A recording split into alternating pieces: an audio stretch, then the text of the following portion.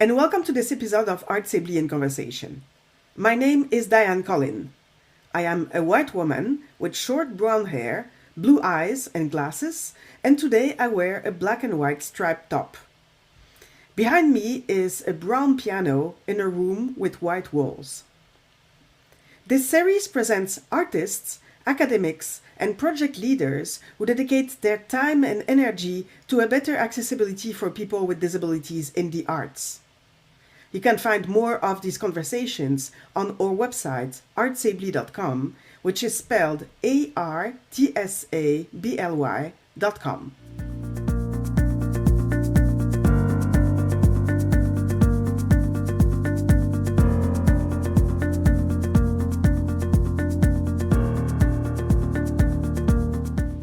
Today, ArtsAbly is in conversation with Winnie Luk, the Executive Director of the Disability Screen Office. You can find the resources mentioned by Winnie Luk during this episode on ArtsAbly's website in the blog section. Attitudes and ableism. That's what I see as a primary barrier right now with working with the disability community. Sometimes I describe our work as we are almost starting from below ground zero in the sense of even identifying and divulging that you have a disability. That is a challenge right now. So not even divulging, but even identifying. So many folks have said to me in meetings, I'm blind in one eye, but I'm not disabled. I cannot hear in one ear, but I'm not disabled. I have this chronic pain, but I'm not disabled. So one's own understanding of what disability means and actually identifying with it, that in itself right now, we're trying to get to that place. We represent 27% of the Canadian population, which actually increased from the last census. But I know for a fact that that number is vastly undercounted because most people are not checking that box, because there's also a misconception that if you're checking that box, you're taking something away from someone else. And this is just data collection and it's not for a program. So there's so many barriers right now to get to that even ground zero of folks feeling safe and good and divulging their disability, understanding their disability. Someone told me, a colleague had told me that their friend right now has said to them, I actually feel safer coming out as queer than coming out as disabled in our screen industry right now. So think about what that actually means and where we are right now. And in the sense of disability, this is something that everyone will become disabled at one point in their lives. So it's someone that at one point everyone will experience. And the fact that it's still so stigmatized and there's still so much ableism and negative attitudes around this, that in itself we need to break down, because again, at one point in your life, you are going to experience some type of disability. That's what we do essentially at the DSO, is that we do share our story, we share our journeys, making sure that people feel that they can ask, what are your access needs? How do you communicate? What do you need to thrive in your role? Welcome to this new episode of ArtsAbly in Conversation. Today we are with Winnie Luk, who is the Executive Director of the Disability Screen Office, a national disability-led Canadian not-for-profit organization dedicated to fostering inclusion in the screen industry. Thank you for being here. Thanks, Diane. Thanks for having me. My name is Winnie Luk. I'm the inaugural Executive Director of the Disability Screen Office. My visual description is I am a Chinese woman with short black hair, just wearing a black top today. I have some art on the wall in the background and a plant as well, a green plant in the background. And yeah, thank you for having me. Thank you. It's you've been really, really busy with all your projects, and it's a pleasure to have you here. The DSO is doing a fantastic job in the community, and everybody is really appreciative of everything you're doing. So thank you, first of all. Oh, pleasure. And I always start this interview by asking a little bit about you, about my guests. So who are you? Where do you come from? And what made you starting what you're doing right now, which is the screen industry? Okay, wonderful. Thank you. Where I come from, I actually was born in Hong Kong. I immigrated with my family to Canada when I was a very young person. And my career started when I was very, very young. I had to start working at a very young age, and I attended Parks and Recreation programs as a young person, grew up in those programs, and then started working with Northrop Parks and Recreation, probably now more known as Toronto Parks and Recreation versus North York. The city amalgamated. And my accessibility journey actually started with Parks and Recreation. All the programming during that time already had accessibility programming intertwined into all of the sports and activities and the arts, etc. And my last position with the City of Toronto was actually leading accessibility programming for Parks and Recreation. At that time, I was also offered another position, and I was also coming out as that time as queer. And the other position that I was offered was working for Inside Out, which is the presenter of the Toronto and Ottawa LGBTQS Film Festival. And I had to really make a hard decision because I loved working for the city. I loved doing what I was doing. And I had been doing that for at least 8 years at that time. But I was also coming out. I've always had a passion for film and TV. So Inside Out was really calling to me. And in the end, I ended resigning at the City of Toronto and going to Inside Out and never looked back. I was there for 16 years. And for my last about 9 years, I was the director of operations and events. And being at an organization that I just felt so strongly and passionately about, and I loved working at Inside Out. I knew wherever I was going to go next, I would also have to be as passionate, and the values and mission would have to really align with me as well. And at that time, an organization called Rainbow Railroad was just starting up. It was a fully volunteer-run organization.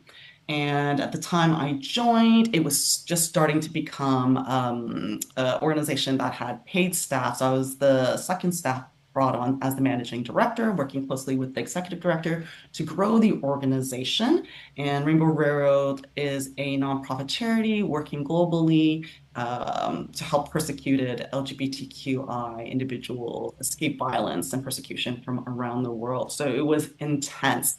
It was very, very intense. We grew the organization very quickly. We were working in life and death situations, working with mostly asylum seekers from around the world. And I was there for 4 years. I'm going to be honest, I burnt out a bit.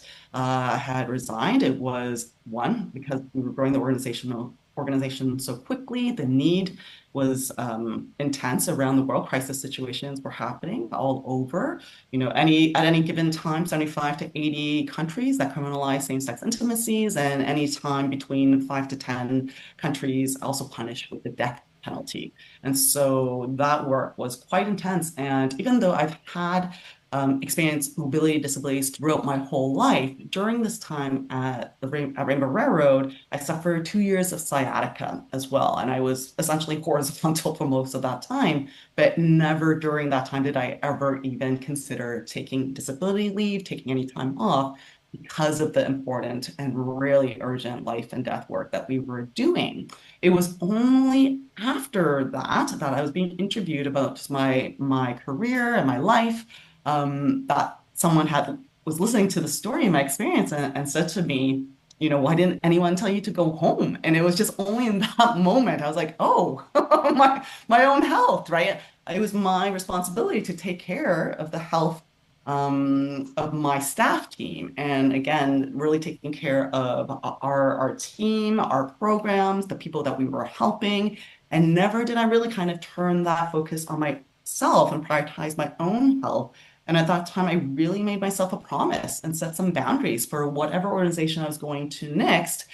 I would have these boundaries for myself. I did some consulting in between that, and then I saw the posting for the Disability Screen Office, and it was a brand new organization working in, as you had described, the mission and mandate that we have within the screen industry. And I was thinking, oh my gosh, this is literally the culmination of my last 30 plus years of my career. And because of my very recent personal experience, and the things I wanted for myself in my next role, I'm like, this could be it.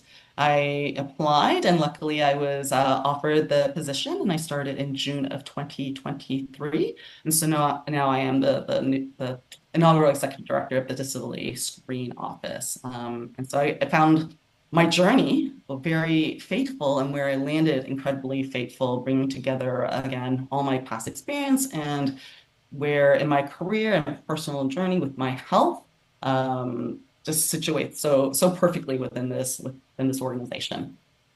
Wow, a great journey. So, what is exactly the Disability Screen Office? Because you propose multiple programs and you are present in all over the country with projects. So, can you describe a little bit what you're doing? Yes, so we are a national organization, and our mission is to develop opportunities for disabled creatives and advocate for a more accessible Canadian screen industry. And we do this through our partnerships and programs and advocacy. We really have four main focus areas. So, number one being building relationships with and foster connections among disabled creatives working and aspiring to work within the screen industry. We influence those working in every stage of content production and to remove barriers and create opportunities for disabled creatives. We advocate for policies that support disabled creatives within the screen sector and ensuring the long-term success of the DSO, the Disability Screen Office for disabled creatives. And we are very lucky that in the sense that in a very short period of time, we were incubated by AMI, Accessible Media Inc. in early 2022. They went out into the industry, went out in the community, and really consulted both on what was needed. AMI, if you do not know, is the broadcasters that create and develop disability programming or programming for with disabled creatives representing disability for mass audiences. And it was them who saw the gap, the need for the Disability Screen Office. So after the consultations with the industry, with the disability community, they came up with this idea, incubated the idea, and the DSO became autonomous in the fall, September of 2022. There was an interim executive director that had come in, Andrew Morris, who helped recruit an incredible board of directors. And then in turn, the board of directors recruited me, and I started in June of 2023. And I'm going to be honest, I essentially kind of hit the ground running, and we haven't stopped. Even on my first day, within my first few hours, I was sitting in a workshop already with CBC and CMPA. It was the one-stop shop panel. And I was lucky enough on my first day to meet incredible colleagues such as, Kate on from BIPOC Film and TV. There was Christy Hasso from the Indigenous Screen Office. The workshop also included Joan from the Black Screen Office. And Joy at the time was working for the NSI. So having that first day to be in a workshop with these amazing, leaders within the sector doing great work for their various communities. And then literally 1 week later, I flew to the Banff World Media Festival and got to meet all these great people in person, amongst other industry folks and creatives from our community as well. I wouldn't have started my first week any other way at the Disability Screen Office. It really set me on this the perfect setting and right foot of meeting folks virtually, but then in person, and really being able to share the story of the Disability Screen Office, what we are intending to do, and the partnerships and collaborations that we really wanted to generate. So that first week, I really did solidify a lot of relationships and collaborations that have moved throughout the almost 3 years now that I've been at the Disability Screen Office. How many projects do you have? Like, are the main, like you had the Industry Resource Hub, which is Yeah, really yeah. incredible because it shows people that the field is really active, and Yes.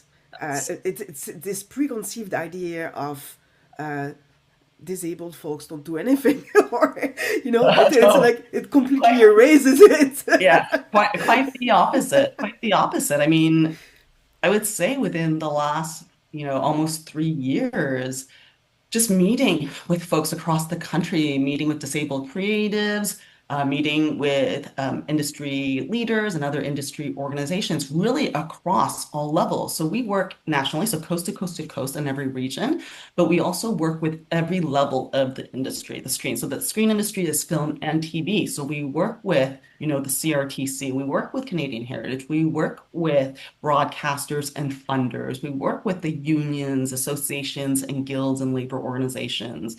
And it is really truly a partnership, and part of our success is that folks really rallied around us and wanted to invest in our program. So I'll give you a little bit of a high level summary of some of the programs that we're working on. Absolutely, the hub is one of the industry resource hub, just launched in December of 2025. This is phase one, and it's a centralized database of accommodation service providers. So whether it's ASL or LSQ interpretation, or companies who do descriptive video or captioning, CART, or we have transparency and information on venues and their accessibility features. I describe it that way because there is a misconception, especially when folks say, my venue is accessible. We do the digging, right? We do the digging and we're very clear on what features are accessible, because most venues are not fully 100% accessible.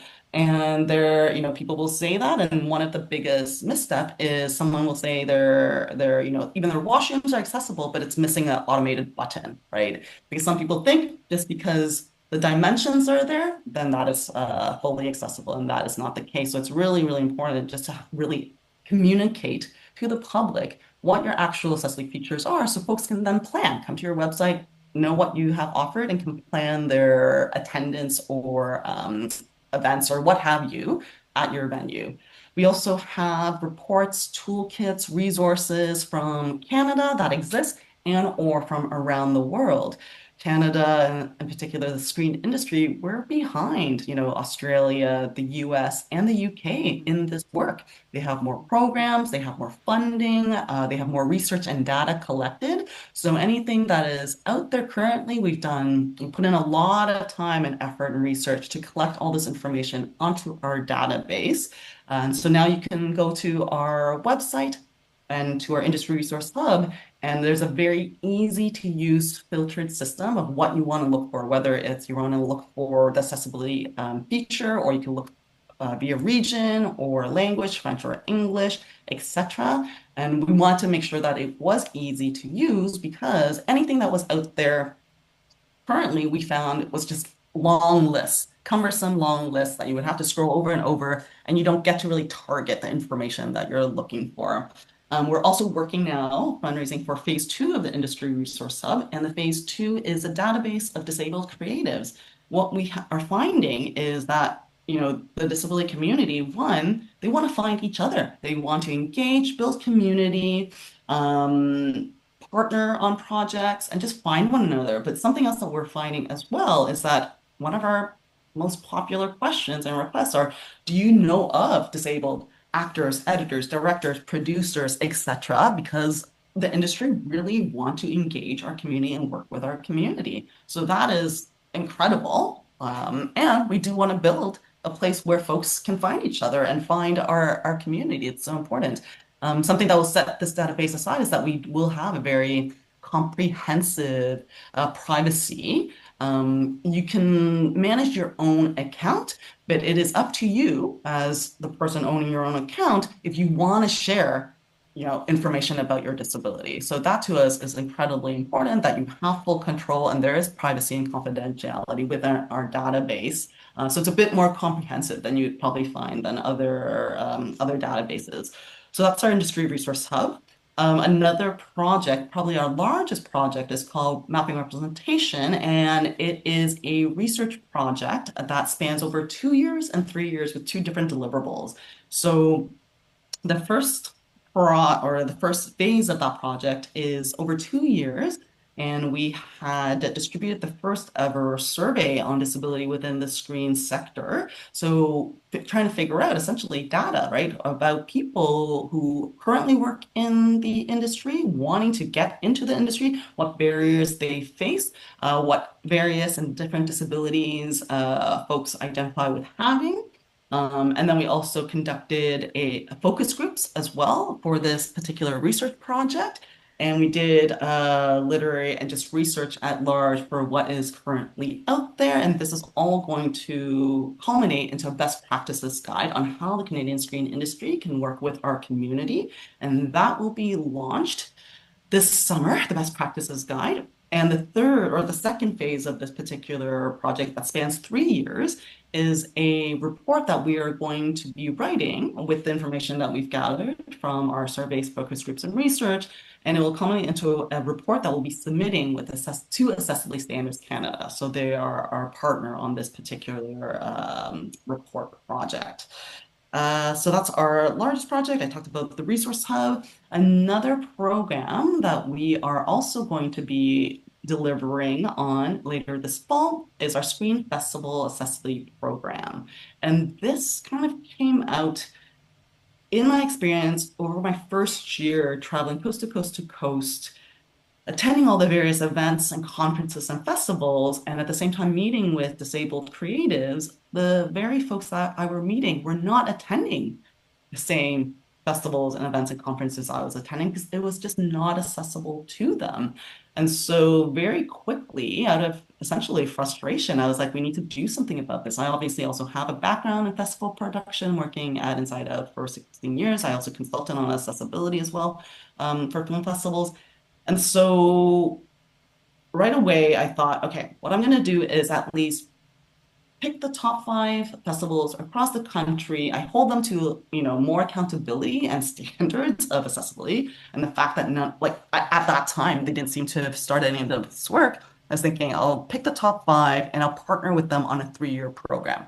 And for me, it was really important that it was multi-year because 1 year is not going to be enough. And I'm thinking 3 years, let's get them started on the work and the journey and create an accessibility plan.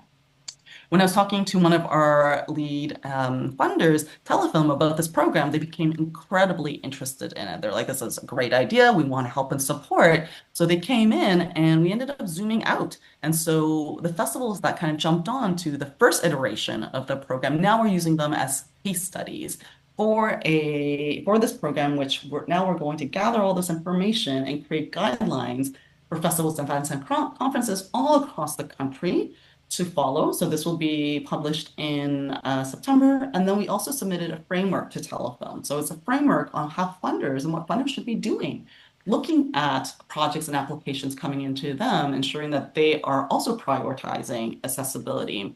I also had first thought to pick the top 5 festivals, largest in that term, only because, to be perfectly honest, medium-sized festivals and smaller festivals, they themselves have started this work. They themselves have started prioritizing accessibility. It was really the larger festivals that weren't doing as much, which really goes to show it's not about budget per se, right? It's really about prioritization because these smaller festivals absolutely have smaller capacity, smaller operations, smaller budgets, but yet they were doing the work and they were setting accessibility plans and having panels, hosting panels, etc. But really, kudos to the festivals that signed on right away. So the Banff World Media Festival, Vancouver International. In our second year, we were able to extend the program and work with Real Asian and Real World here in Toronto as well. And less informally, we also work with the Toronto International and we work with Primetime as well, put on by the CMPA in Ottawa to, again, inform the guidelines. And they've been doing great work. In just 2 years' time, we saw the difference between the first year and the second year, and it's been noticed. So really proud of that program and our partners in that program. A companion program to the Screen Festival Accessibility program is our Industry Events Access program. And essentially, this is a delegation program. So for these various festivals and others as well across the country, we bring a delegation of disabled creatives. And depending on the kind of mission and mandate of those particular festivals or conference events, that's how we recruit and select our delegations. And so our most recent delegation went to Primetime. We had a group of 5 disabled creatives.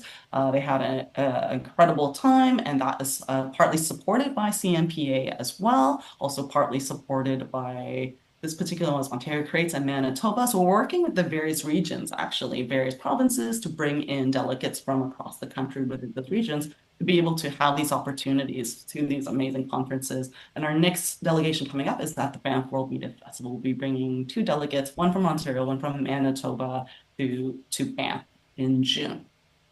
So we're still continuing to work on that and expand on that, working with the various industry partners on that. And at one point, even though right now the priority is national, at one point we're going to start to plant the seeds on international as well. Another program that we're working on is our Accessibility and Disability e-learning series. That's also coming out in a few months. And what we saw was a need and understanding that there's actually legislation. We did our first intervention at the CRTC, I think it was like July of 2023, and we had talked about the Accessible Canada Act. And after that presentation and submitting our letter, many folks actually came up to us and said, oh, we had no idea. So can you imagine, right? The federal legislation, Accessible Canada Act, was enacted in 2019 with a deadline of 2040. Almost every province, several provinces across the country also have their own legislation. But again, a lot of folks in our industry didn't understand this. So we decided we're going to create an e-learning series. It's a series of 4 short videos that will train folks and educate folks on legislation at the federal level. And then we're going to create some data and information sheets on provincial legislation as well.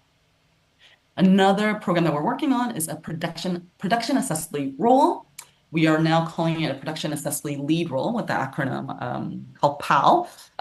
So essentially, it is a whole new managerial role that we want to introduce into the industry ecosystem.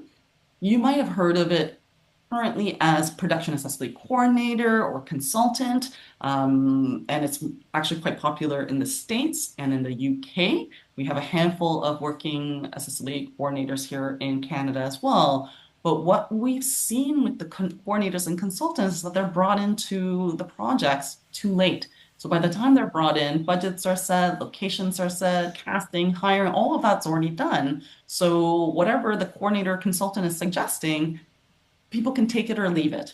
And so what we want to do with this particular role is elevate it so they would have more decision-making power, more influence on budgets, locations, scheduling, etc. Be that central figure to train the team, the whole team, be that confident for folks to divulge and ask for their access needs and accommodation needs, and really be that central figure to lead this work. Because what we also saw and what we've also heard from disabled creatives is that, if it's a disabled writer, for example, they then become the consultant, right? It's this like emotional labor that defaults on them, and free labor at that, because they're the writer, they're hired to be the writer, but they might then now, oh, is this authentic representation? Or what about, we have our set, is this accessible enough? And so all of a sudden, all this information or all this education lands on the disabled creatives, and all they want to do is write or direct or edit or do exactly what they were actually hired to do.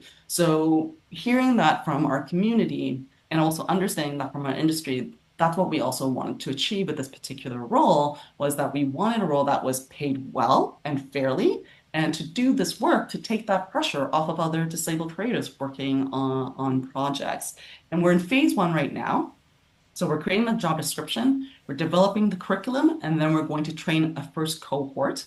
And the first cohort are going to be made up of disabled people working within accessibility. And if they have experience within the industry, that's great as well. And we want to elevate these people to that managerial role, and obviously give the training more on how to be, because the particular responsibilities will span over a producer, a PM, or an AD. So obviously train them in those various levels of responsibility. And the first pilot cohort, we're going to select one individual in each region, coast to coast to coast.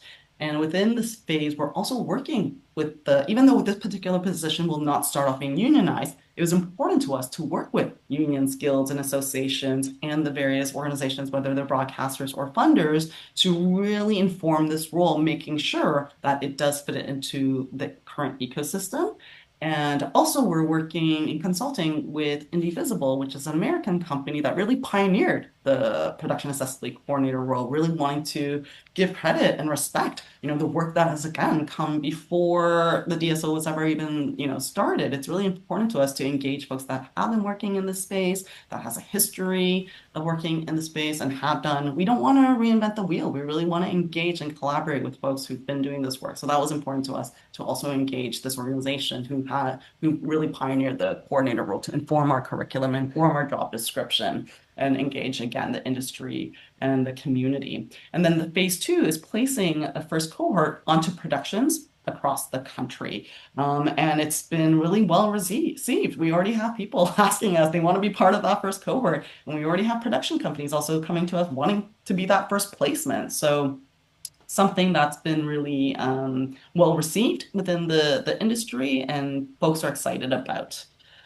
Let's see. I mean, I've already said a lot within our programs. Those are the ones that we are self-producing, but we also have countless industry and community partnerships across the country and across the sector as well.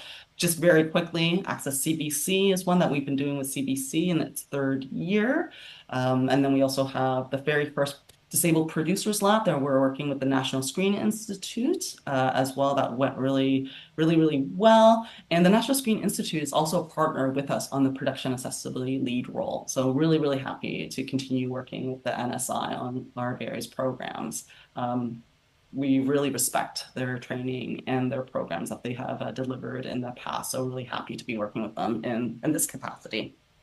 One of the things that you mentioned, and that I can testify the importance of that. I was part of one of the focus groups, and we were very happy to be in this focus group together, discussing whatever the topic was, but also realizing how important it is to put us together in the room and ask us, what do you need? What is your where are you right now in your work environment? Where are you in your tasks? Where are you in your, how do you manage? How do you travel in a journey with a disability in your work and in the arts?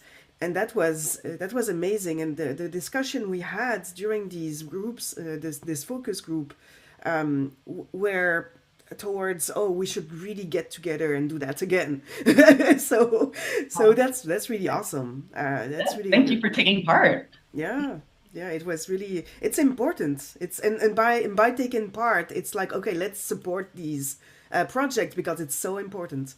Essentially, that's at the core of our work, is to consult our community, right? And nothing about us without us. That is really the core of how we do our work. We can't do this ourselves. Right? It was just me and an amazing board of directors for our first year, and now we've grown our team. But right now, it's still 4 full-time staff, a great board of directors, lots of committee members, and incredible collaborators and partners across the country and the sector.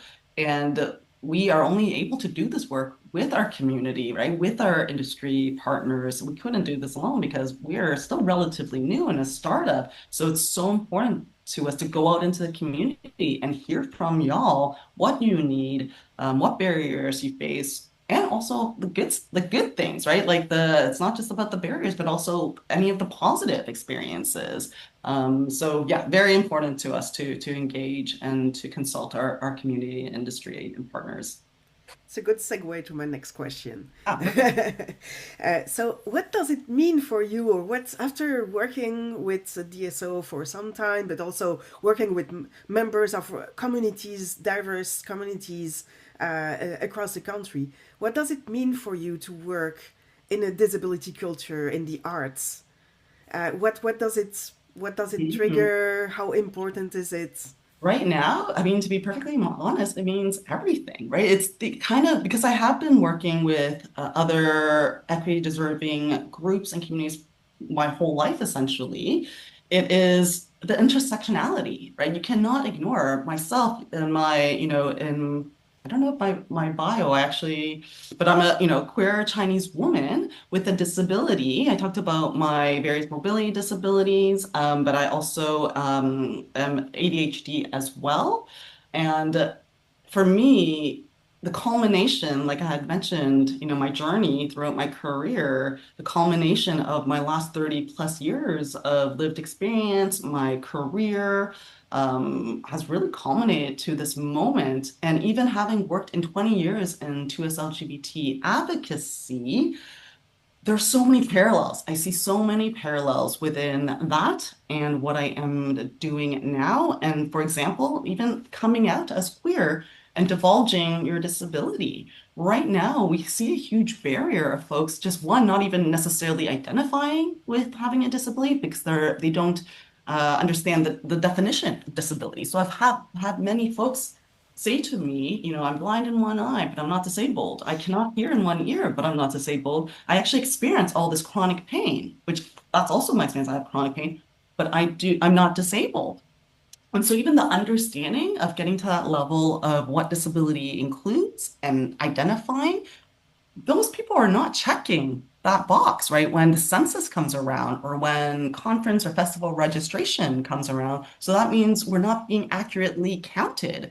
When you think of folks who are just newly diagnosed right now of being neurodivergent or even understanding what that term means, because it's a relatively new term, the trend we're seeing right now, our children are being diagnosed, and it's the parents that are like, oh, wait, I have these exact same characteristics. I've been dealing with this my whole life. And literally, I've had conversations where folks are coming to that realization right in front of me. I've had many, many very emotional conversations with folks across the country where they're only realizing now that they have either been masking or ignoring or not understanding the definition, so didn't include themselves.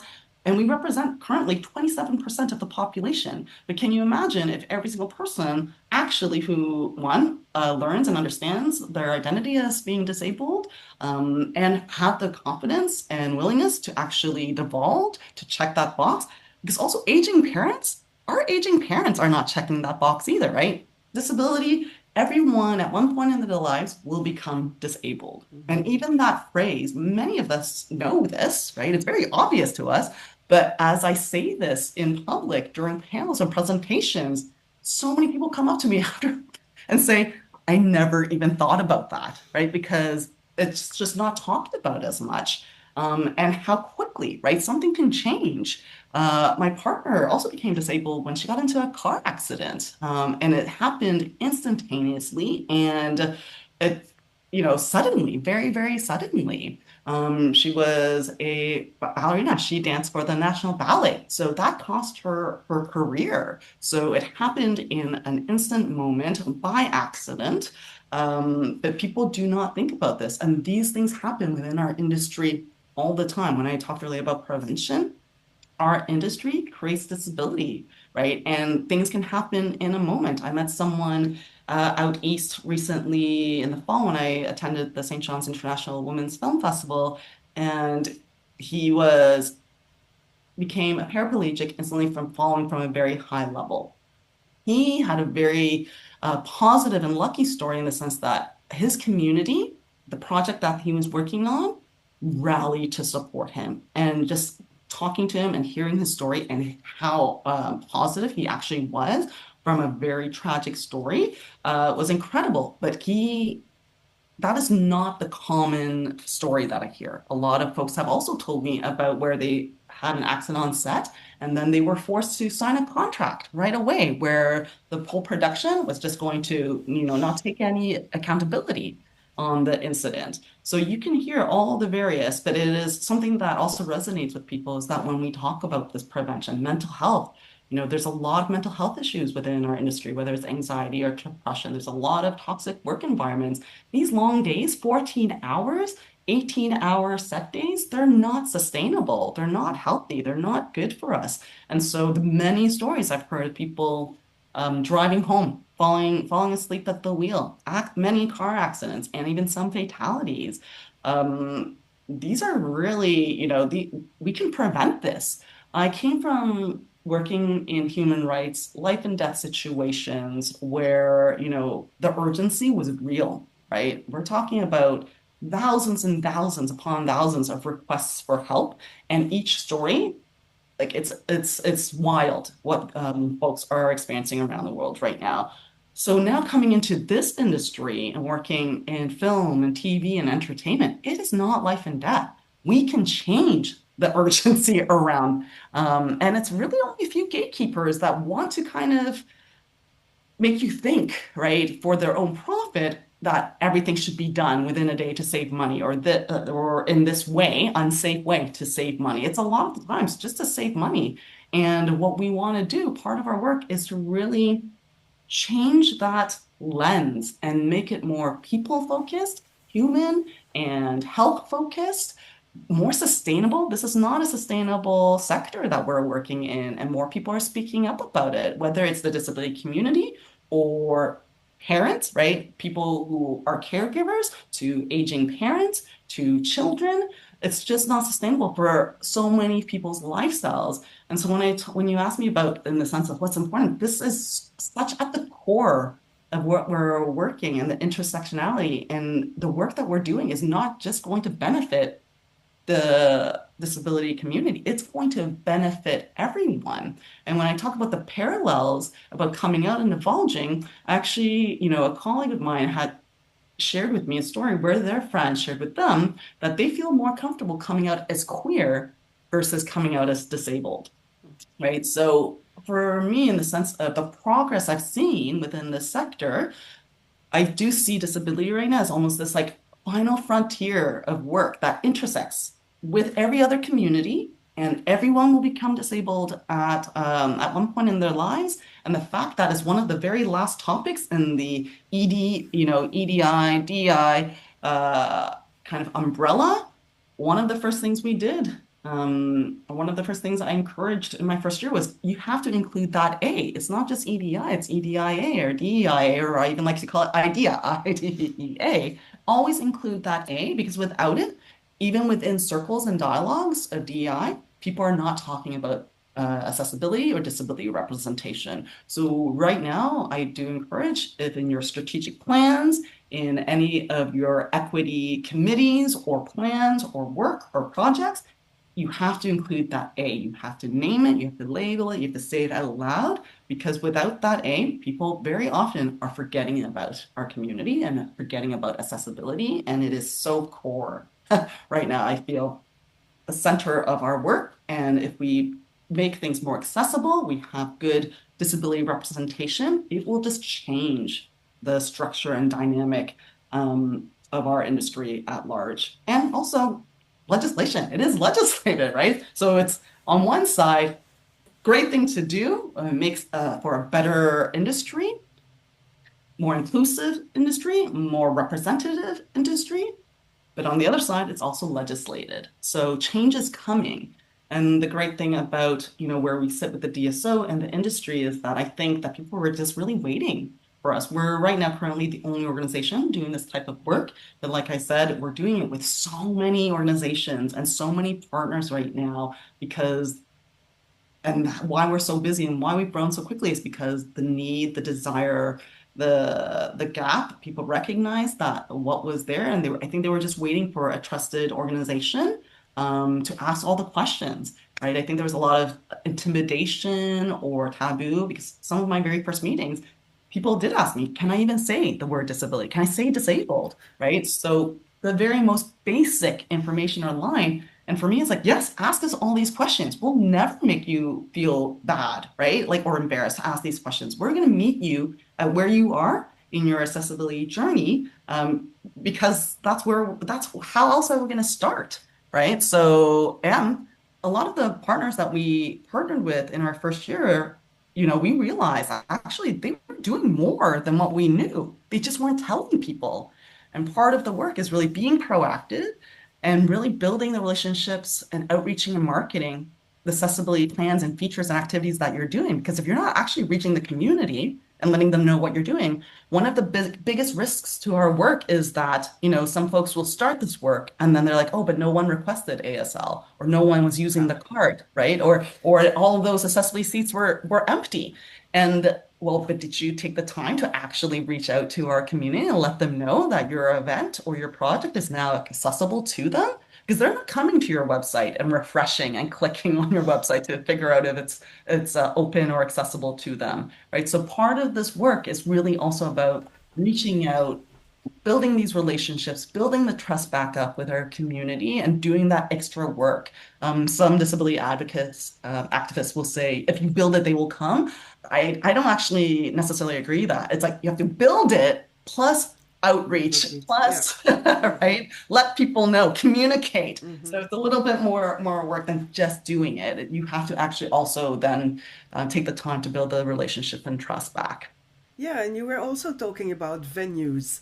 It's, I'm working in the music industry mostly, and in the music industry, venues are not accessible to performers with disabilities. They're accessible to audience, and then they mark themselves as accessible, and suddenly you come as an artist and you come to perform, and you cannot even access the stage.